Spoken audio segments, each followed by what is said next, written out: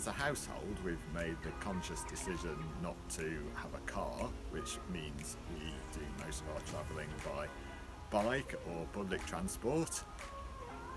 I've been vegetarian for 25 years, but more recently have decided to have a plant-based diet, especially cutting out dairy.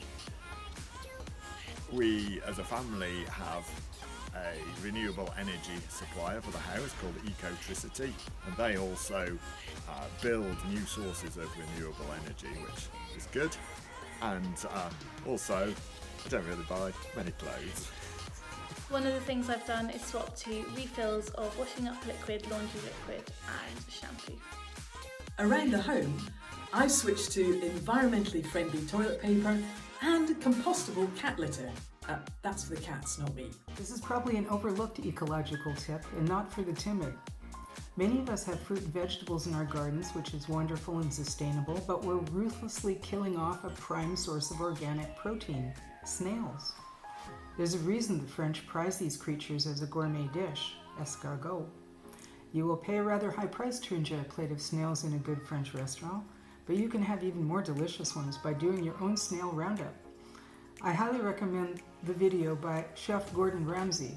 He offers an easy, safe, and healthy method for collecting, processing, and cooking snails.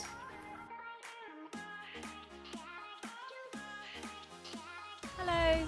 We're reducing the amount of meat we eat, particularly beef, and also reducing the amount of dairy. And we're trying to go on holiday by train when we can, keeping flights for special occasions. And we made sure we switched to a renewable energy supply for our house. Hi, I'm Barnabas. Jonathan and I are really excited about Eco Sunday this week. It's been on our minds a lot recently about how we can reduce our impact on the planet, given the increasing signs of the climate emergency and its urgency on our news screens, and thinking about our impact as people living in a rich country compared with so many others around the world. Some of the things we've been doing are Jonathan's been trying to eat less meat, and so we've had more vegetarian and vegan meals at home. I've been trying to reuse as much as possible, to buy less new stuff and to get clothes and other things from charity shops where I can, trying to focus on buying natural fibres or natural products so they biodegrade easily. And we've recently moved house, and in our garden we've been growing some vegetables. You can just see the end of our courgettes and some of our vegetables there, and we've also left some of our garden as wildflower meadows, so that encourages insects, making sure we've left some of the wood we've cut around the garden so that small mammals and insects can enjoy it, and set up some water butts and added some water, a bit of a pond to our garden so that animals can make the most of that to try and increase the wildlife in our garden.